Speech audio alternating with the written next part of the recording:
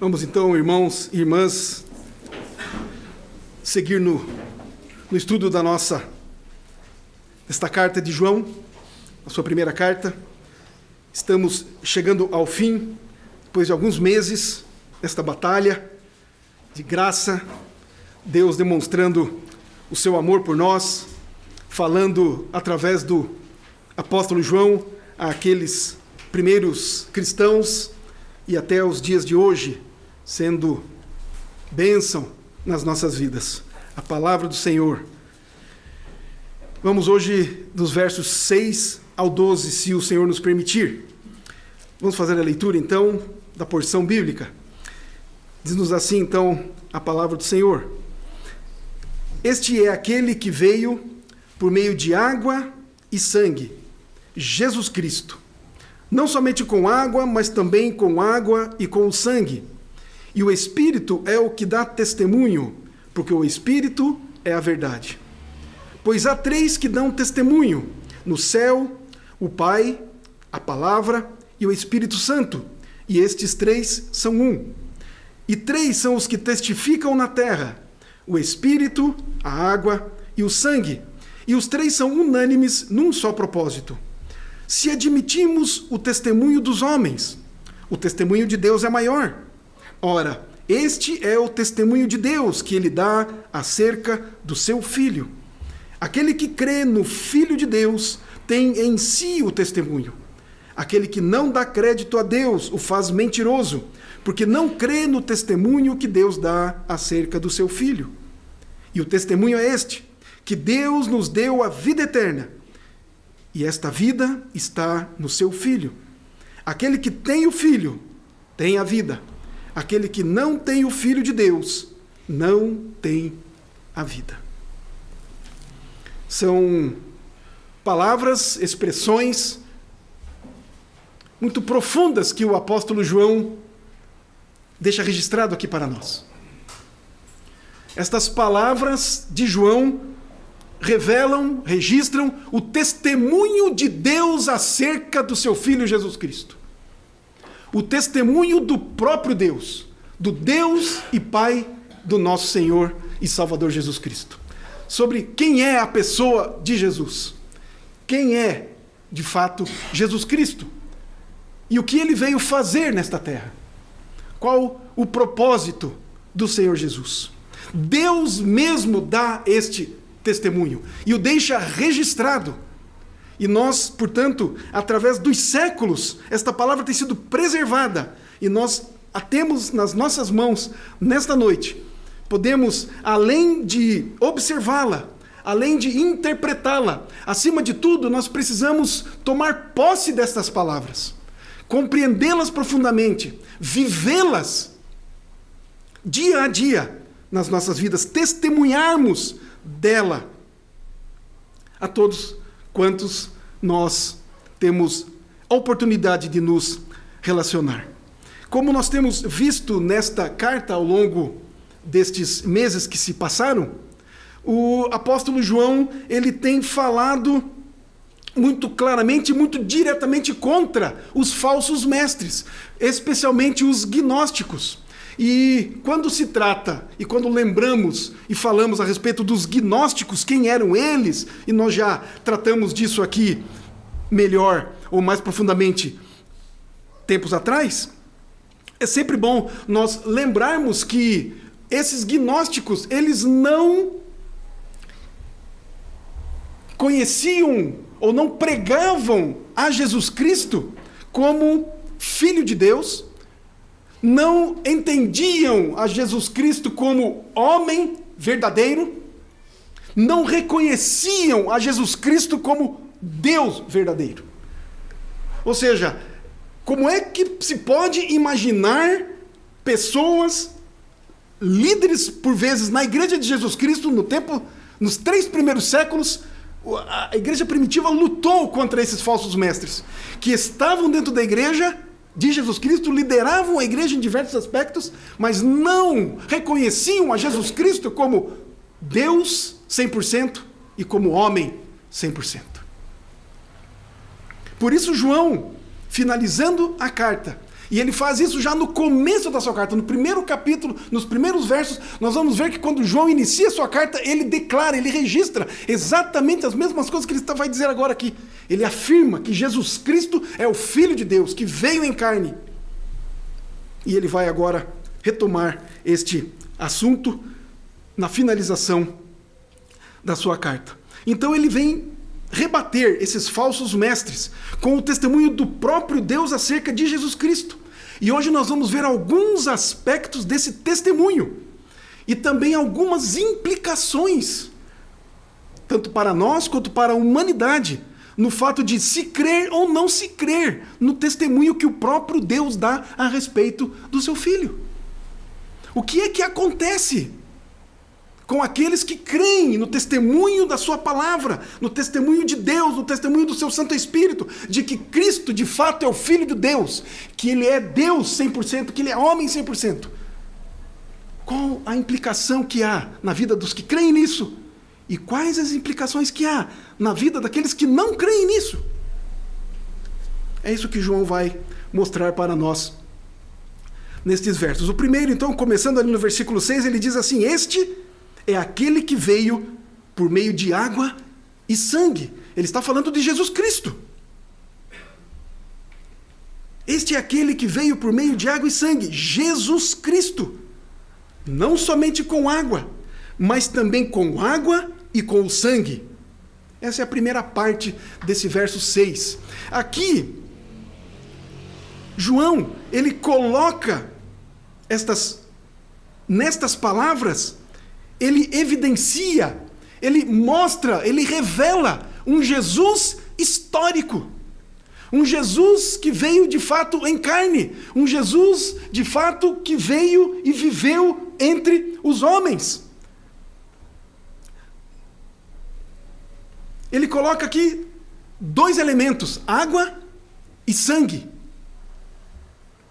para evidenciar este evento histórico, esses acontecimentos que de fato a história registra e a Bíblia relata para nós. Dois eventos históricos. A água vai fazer relação com o batismo de Jesus Cristo. Jesus Cristo nasce, passa a sua infância junto com seus pais, cumpre toda a lei. Quando chega a época de ele iniciar o seu ministério, João Batista, o último dos profetas do Antigo Testamento e o primeiro dos profetas do Novo Testamento, sai a pregar, preparando o caminho do Senhor. Em determinado dia, determinado local, o Espírito Santo do Senhor revela a João que Jesus vinha vindo, e ele diz: eis o Cordeiro de Deus que tira o pecado do mundo. João Batista reconhece pelo poder do Espírito, pela graça do Senhor, que Jesus Cristo é o Messias, é o cumprimento das profecias.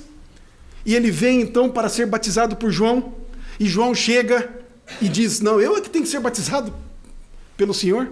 E aí Jesus diz a ele: não, temos que fazer assim, temos que cumprir as Escrituras. E aí João vem e batiza ao Senhor Jesus Cristo. E naquele exato momento que isso acontece, ouve-se uma voz do céu, o próprio Deus dizendo: este é o meu Filho amado, em quem eu tenho prazer. Um evento histórico, algo que aconteceu no Rio Jordão.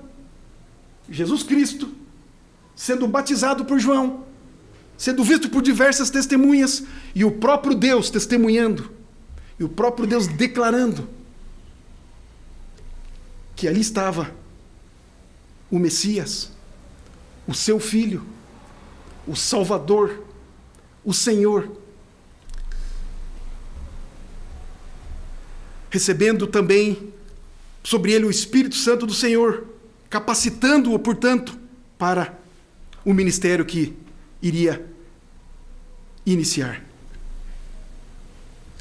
Este é o meu Filho amado, em quem me comprazo. No momento do seu batismo, o Senhor Deus testemunha a respeito de Jesus Cristo. Mas João trata aqui também do sangue. E o sangue vai dizer-nos respeito à morte do Senhor Jesus Cristo. Nós sabemos que na cruz do Calvário ele derramou o seu sangue. Portanto, quando Jesus Cristo morreu, Deus mesmo deu testemunho acerca de Cristo através de eventos sobrenaturais. E nós podemos ver aqui agora em Mateus capítulo 27. Vamos dar uma olhada lá? Mateus capítulo 27. Verso 45.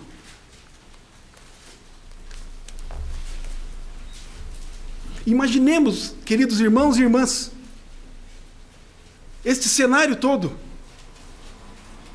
Os acontecimentos que se passaram no momento da morte do nosso Senhor Jesus Cristo, quando derramou o seu sangue, todo o seu sangue precioso.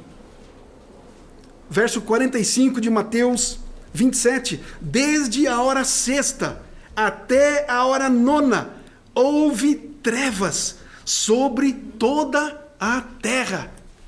Trevas, escuridão sobre toda a terra.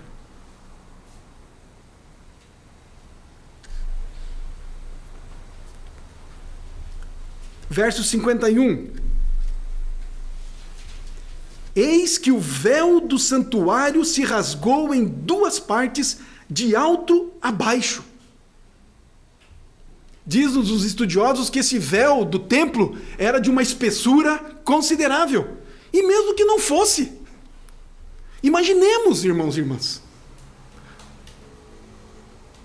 rasgar-se o véu sozinho, por conta própria, de cima a baixo. Mas tem mais. Há o registro aqui na continuidade do verso 51. Tremeu a terra. Fenderam-se as rochas.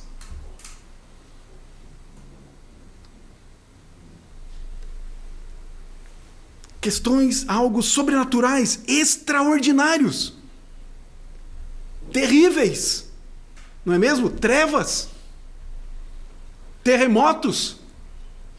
Mas olha o que ele diz mais, no 52, abriram-se os sepulcros, e muitos corpos de santos, só os crentes,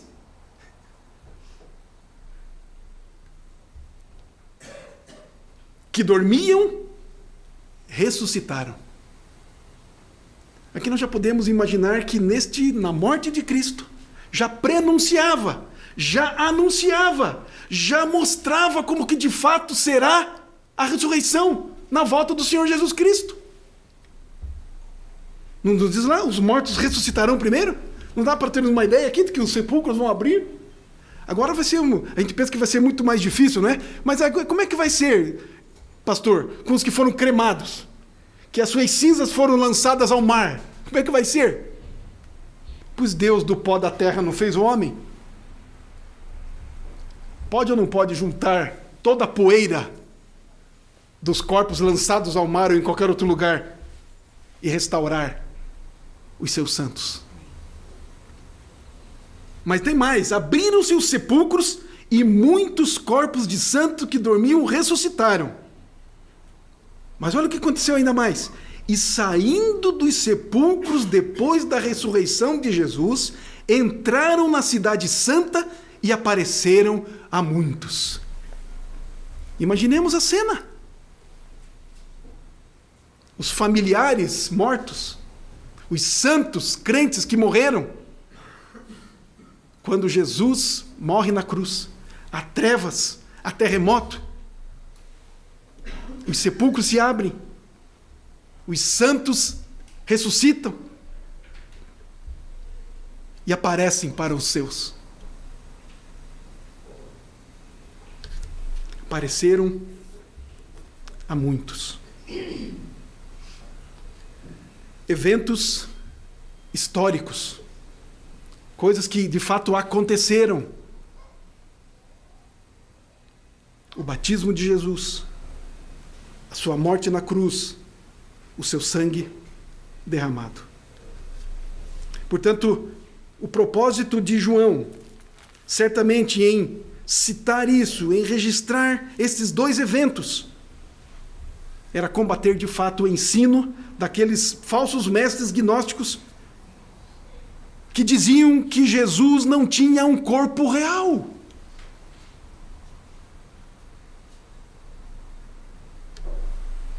Água e sangue, o batismo de Jesus, o seu sangue derramado só poderiam acontecer de fato e sair de um corpo verdadeiro e não de um fantasma, não de um corpo aparente, não de um espírito, mas de um corpo verdadeiro.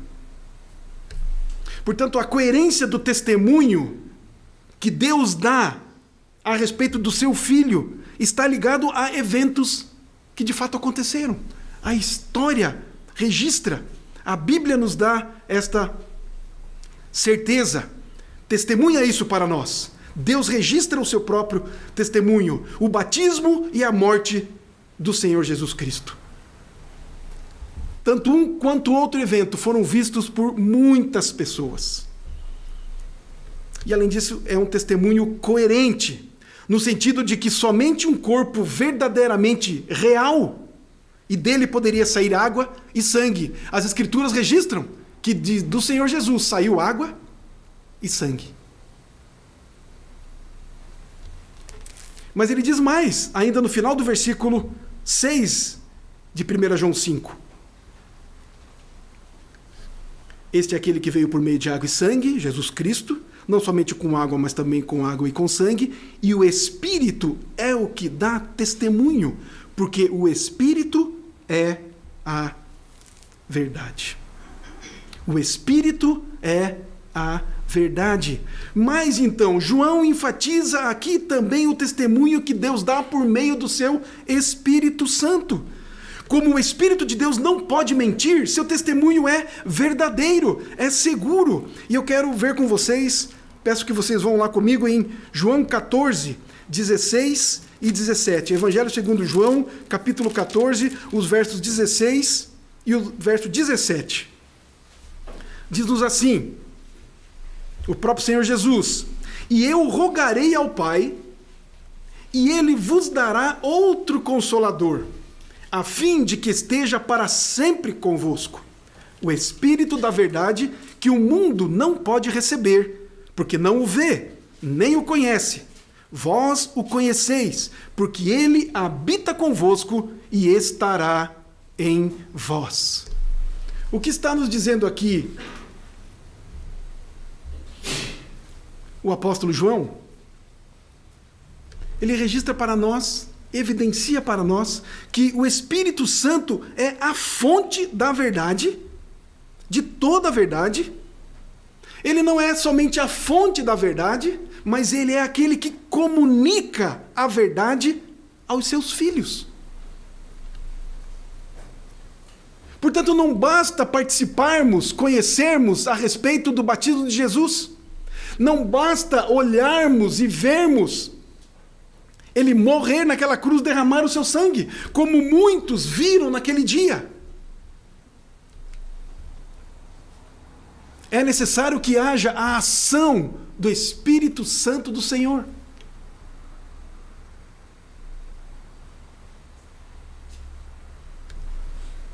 Pois o Espírito Santo do Senhor é a fonte da verdade e é aquele que comunica a verdade a nós, aos seus filhos. Há a necessidade do testemunho e das evidências históricas, mas há a necessidade também do testemunho do Espírito Santo do Senhor na mente, no coração dos seus filhos, dos eleitos de Deus, dos escolhidos do nosso Senhor. Portanto, nesse primeiro verso 6, João mostra e dá-nos esse testemunho. E ele mostra para nós que é um testemunho coerente. Ele é um testemunho histórico dos acontecimentos com o Senhor Jesus Cristo. 100% Deus, 100% homem. e é um testemunho do próprio Deus, pelo seu Espírito, atuando, agindo, comunicando a verdade no coração do seu povo. Os versos 7 e 8 diz-nos assim: pois há 3 que dão testemunho no céu, o Pai, a Palavra e o Espírito Santo. E estes 3 são um. E 3 são os que testificam na terra: o Espírito, a água e o sangue. E os 3 são unânimes num só propósito. Portanto, há unanimidade no testemunho de Deus, ou que Deus dá a respeito do seu Filho. O testemunho dado acerca de Jesus Cristo não envolve apenas Deus Pai, mas envolve toda a Trindade. A Trindade Santa trabalha nesse testemunho. A Trindade toda fala a mesma coisa. Deus Pai, Deus Filho e Deus Espírito Santo falam a mesma coisa a respeito de Cristo. Não há divergência. Deus Pai dá testemunho a respeito de Cristo, do seu Filho, em vários momentos descritos nas Escrituras. Deus dá testemunho a respeito do nascimento virginal de Cristo. Ele dá testemunho a respeito de Cristo no batismo: este é o meu Filho amado, em quem me comprazo. Ele dá testemunho a respeito de Cristo no Monte da Transfiguração. Ele dá testemunho a respeito de Jesus Cristo por meio dos milagres, através da ressurreição do seu próprio Filho. Deus dando testemunho de que o Cristo, de que Jesus é o Cristo, o Filho de Deus, que é Deus e que é homem. O texto fala-nos que 3 dão testemunho. Está falando da Trindade: o Pai, a Palavra e o Espírito Santo. A palavra que João se refere aqui no texto, ela se refere ao próprio Cristo. Jesus Cristo é a Palavra. Jesus Cristo é o Verbo vivo. Jesus Cristo já estava lá antes da fundação do mundo. A Trindade a criação é a obra da Trindade Santa. Normalmente, na teologia, nós costumamos dizer: Deus Pai criou, não é? O Filho salva, e o Espírito Santo aplica essa salvação de Deus por Cristo nos seus filhos. Mas é certo e é melhor entendermos que a Trindade Santa participa de todas as coisas. No princípio criou Deus os céus e a terra. Logo em seguida vai dizer que o Espírito do Senhor pairava sobre a face do abismo. E logo em seguida vai dizer: e disse Deus. Disse a palavra, a ação de Deus, o verbo de Deus. Portanto, a Trindade Santa participa da criação e participa de todas as coisas. A palavra se refere, portanto, a Cristo, o Verbo encarnado que deu testemunho a respeito de si mesmo.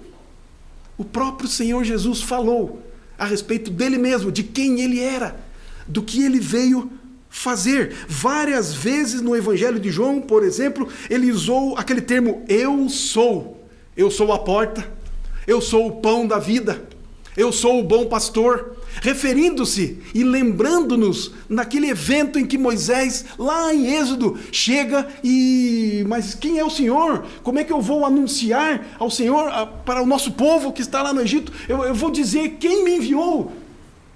Quem é o Senhor? Diga apenas: eu sou. O eu sou te enviou. E Jesus se refere, portanto, a si mesmo como o eu sou. Ele é um com o Pai. Com isto, então, Jesus Cristo afirma ser Deus.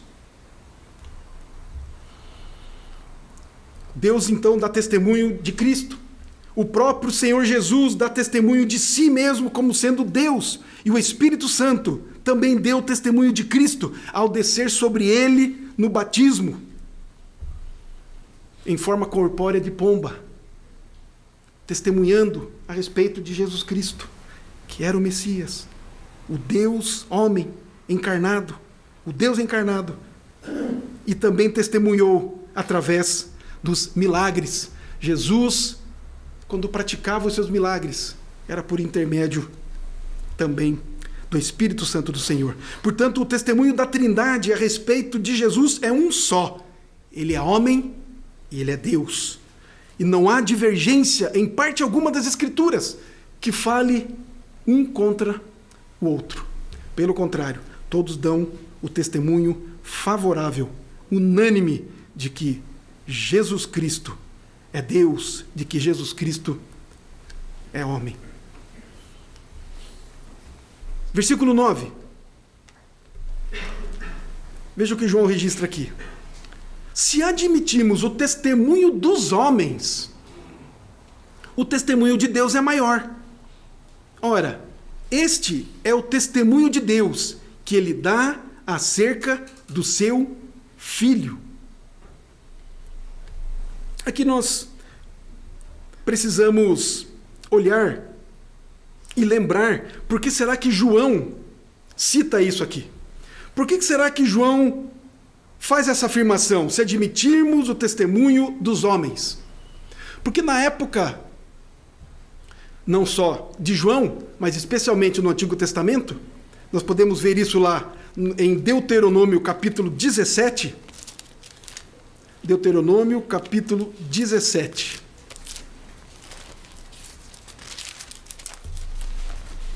Verso 6.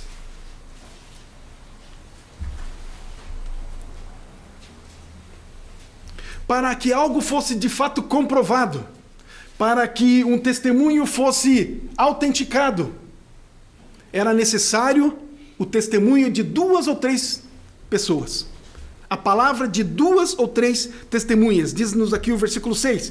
Por depoimento de 2 ou 3 testemunhas, será morto o que houver de morrer. Por depoimento de uma só testemunha, não morrerá. Então era preciso dar-se um veredito justo, correto, a respeito de uma situação. Aqui, no caso, sobre a condenação de alguém. E não uma condenação qualquer, mas a condenação à morte. Alguém cometeu um crime. É crime passivo de morte. Vai ser julgado. Não bastava uma testemunha. Precisava-se 2 ou 3. Portanto, João vai dizer aqui, se nós admitimos o testemunho de 2 ou 3 pessoas, se nós admitimos o testemunho dos seres humanos, se nós admitimos o testemunho, a palavra de gente como nós, de gente que falha, de gente que é pecadora, de gente que pode ser influenciada. Nós temos advogados aqui, pelo menos uma advogada, que quando se vai tratar de um assunto, de um julgamento, há necessidade de testemunhas. Não é? E a palavra de testemunha é válida como prova, e não apenas documentos, não é? A palavra de testemunhas é válida. Então, quando João cita isso, ele vai dizer que o testemunho de Deus é maior do que o testemunho dos homens. Se admitimos o testemunho dos homens, o testemunho de Deus é maior. Ora, este é o testemunho de Deus que ele dá acerca do seu Filho. Mas por causa do pecado, esse testemunho pode ser falho, o testemunho dos homens. E diferentemente do testemunho do homem, o testemunho de Deus é maior, ou seja, é verdadeiro. Sendo assim, se nós aceitamos o testemunho de homens que são falhos, quanto mais devemos aceitar o testemunho que Deus dá a respeito do seu Filho, Jesus Cristo. Não é certo isso? Não é lógico isso? Pois Deus não pode mentir.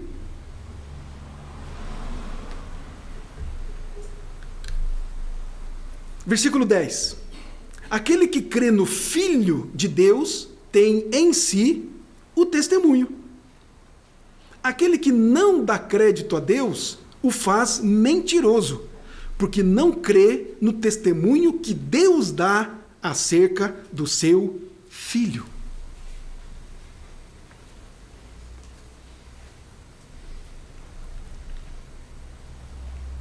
E o testemunho é esse, que Deus nos deu a vida eterna, e esta vida está no seu Filho. Aquele que tem o Filho tem a vida, aquele que não tem o Filho de Deus não tem a vida. Quais os efeitos práticos, portanto, de se crer no testemunho que Deus dá a respeito do seu Filho?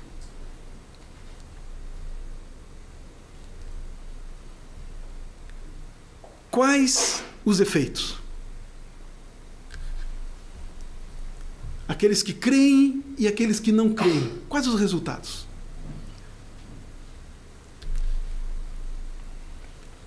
Queridos, aquele que passa a crer no testemunho de Deus, a mensagem do Evangelho que ouvimos, ela passa a fazer sentido na vida de cada um de nós. Se eu creio no testemunho de Deus, o testemunho que Deus dá a respeito de Jesus Cristo, e é o Evangelho, é a boa nova, é a boa notícia, se eu creio nisso, isso tem que fazer alguma diferença na minha vida, nas nossas vidas.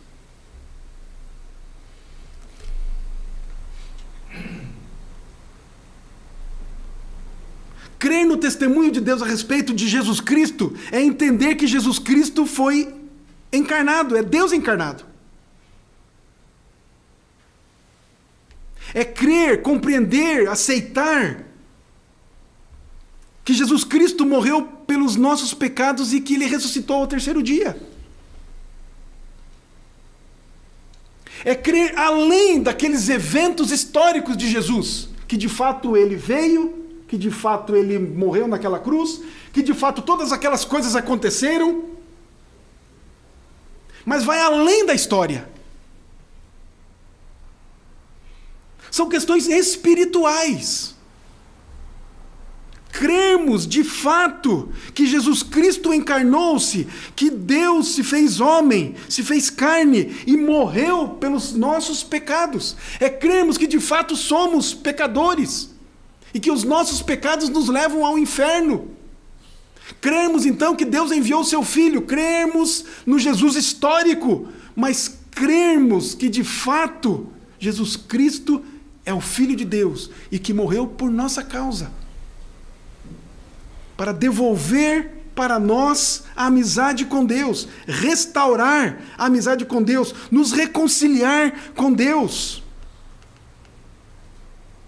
O que João vai dizer aqui para nós é que aquele que não crê no testemunho de Deus a respeito de Cristo Jesus, chama, considera Deus mentiroso.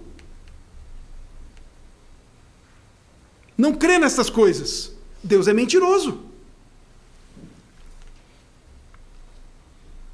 Mas aquele que crê, entende que a vida eterna só é possível por meio de Jesus Cristo. E este é o testemunho que Deus dá a respeito do seu Filho. Versículo 11. E o testemunho é este, que Deus nos deu a vida eterna. E esta vida está no seu Filho. João está dizendo para nós aqui que a nossa vida, ou que a vida humana, não é somente esta aqui.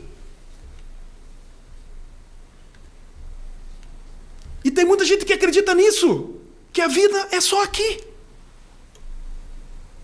E parece-nos que muitos frequentadores de igreja, eu vou dizer, não vou dizer cristãos, não vou dizer crentes, mas eu vou dizer que muitos frequentadores de igreja pensam que a vida é só esta.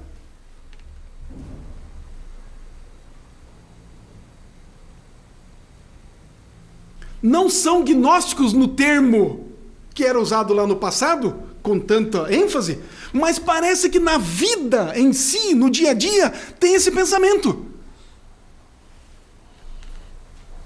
Porque um dos pensamentos dos gnósticos daquela época era exatamente isso: o corpo de nada serve.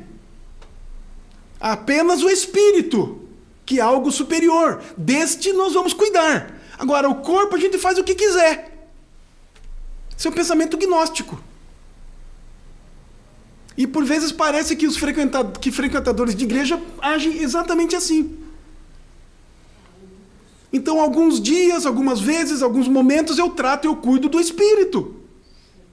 Alguns momentos, algumas vezes, alguns dias eu vou ao templo. Eu até leio a Bíblia. E por vezes até oro. Mas, normalmente, no dia a dia, eu vivo como se não houvesse espírito. Como se não houvesse um relacionamento com Deus. Como se não houvesse uma vida eterna. Como se não houvesse morte eterna. Porque se a vida é eterna, a morte é eterna. E por vezes vivemos assim. Ou não? Reconhecemos que por vezes vivemos assim. Pensando que só há esta vida. E nos esquecemos que há a vida eterna. E que a vida eterna verdadeira, ela só existe em Cristo Jesus.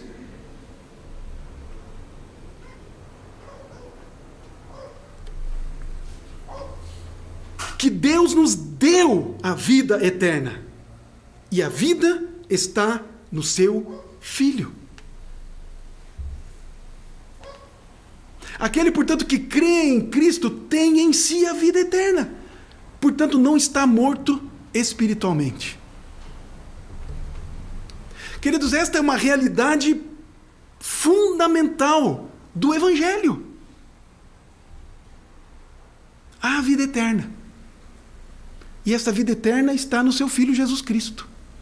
E quem não crê nisso está morto espiritualmente. Para ele está destinado ao inferno. É simples assim.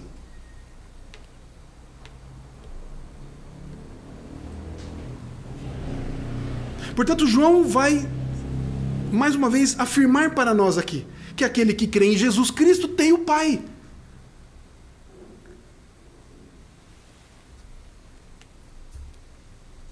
E outra coisa importante que ele afirma aqui para nós, que sem Jesus Cristo não há possibilidade alguma de comunhão com Deus. Nenhuma. Zero. Sem Jesus Cristo, sem crer na pessoa e na obra de Cristo,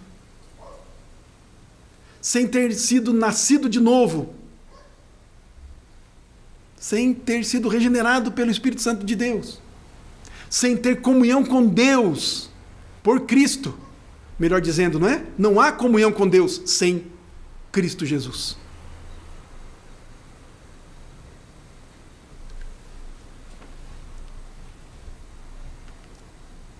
Pode rezar à vontade. Pode arrebentar com os joelhos. Pode passar dias e dias e noites orando, falando de Deus. Mas se não for por meio de Jesus Cristo, não há comunhão com Deus. A Bíblia vai dizer que Deus não nos ouve se não for por intermédio de Jesus Cristo.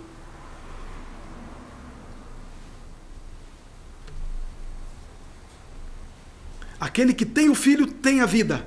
Aquele que não tem o Filho de Deus não tem a vida. Se não tem a vida, tem a morte. Concluído, meus irmãos, o testemunho de Deus, então, sobre Cristo, sobre Jesus, sobre o seu Filho, ele é abrangente e ele é eficaz. É um testemunho coerente. Envolve a Trindade. Por isso é unânime e por isso é verdadeiro. Quem não crê nesse testemunho está morto, não tem comunhão com Deus e já entrou em juízo. Quando Paulo escreve aos Romanos, ele diz-nos que não há nenhuma condenação para quem? Para os que estão em Cristo. Se não estiver em Cristo, está condenado. O julgamento já foi. Já está condenado. Portanto, o único meio de se escapar do juízo é crer em Cristo como Senhor e Salvador que morreu pelos nossos pecados. Essa é a mensagem do Evangelho. Essa é a mensagem que tem que ser falada, repetida.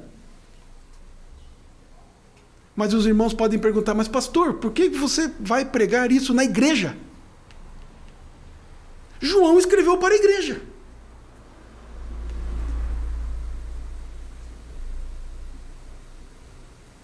E é bom sempre lembrarmos, como o próprio também apóstolo Paulo falou aos romanos, nem todos os de Israel são, de fato, israelitas. Nem todos os que se assentam nos bancos das igrejas evangélicas, protestantes, reformadas, presbiterianas, e mais algumas coisas aí, são de fato filhos de Deus. Infelizmente isso é verdade. Por isso a necessidade de se pregar o Evangelho. Por isso necessário crer em Cristo como Senhor e Salvador da vida. Mas, queridos, nós precisamos ser gratos a Deus por nós podermos crer no que a Bíblia registra sobre a pessoa de Jesus Cristo. Nós oramos assim. Nós já agradecemos a Deus pelo fato de crermos em Cristo Jesus como Senhor e Salvador das nossas vidas. Nós somos gratos a Deus por crermos. Porque por vezes nós ficamos muito preocupados com os que não creram ainda. Ou ficamos preocupados, mas por que eu sou eleito e aquele outro não foi eleito? E aí acabo até querendo julgar a Deus. Mas eu preciso ser, em primeiro lugar, grato porque eu creio.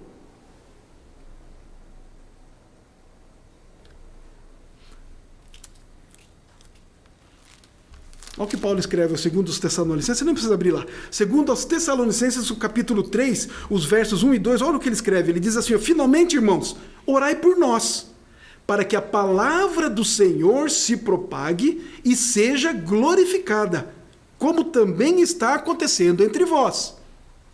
Olha o verso 2. E para que sejamos livres dos homens perversos e maus, porque a fé não é de todos. Quantos ouviram e viram Senhor Jesus Cristo ser crucificado e morto e não creram? Quantos estavam presentes no batismo de Cristo, ouviram tudo o que aconteceu e viram e não creram em Cristo? Quantos participaram e andaram com Cristo e viram seus milagres e não creram? Quantos andaram com Cristo? Alguns reconheceram esta palavra, ninguém nunca falou como este homem. Muitos creram, mas muitos não creram. Num determinado momento, Jesus pergunta para os seus discípulos, e vocês também vão seguir os demais? E aí, um deles falou, não, Senhor, só o Senhor tem as palavras de vida eterna. Nós vamos continuar com o Senhor. Poucos. Então devemos ser gratos a Deus, porque nós cremos na palavra. Cremos no que a Bíblia registra a respeito de Cristo Jesus. Cremos na pessoa e na obra do Senhor Jesus. Cremos na salvação bendita que temos no Filho de Deus. A Bíblia, portanto, queridos, é o testemunho de Deus sobre Jesus. De capa a capa, nós temos o testemunho de Deus a respeito de Cristo. Desde o Gênesis até o Apocalipse, a Bíblia fala a respeito de Cristo, a redenção da humanidade que há somente em Cristo Jesus. Não lemos a Bíblia apenas para conhecermos, para sabermos, mas lemos a Bíblia para crermos, compreendermos e propagarmos a verdade do Evangelho, a salvação daqueles que estão ao nosso lado morrendo. Ou melhor, se entendermos bem, as Escrituras estão mortos nos seus delitos e pecados. Creiamos, portanto, queridos, na palavra de Deus, no testemunho de Deus, que fala comigo, que fala com você, e é mediante essa palavra, pela operação do seu Santo Espírito, que nós podemos crer e que nós somos salvos. e que nós podemos pregar e que nós temos a vida eterna.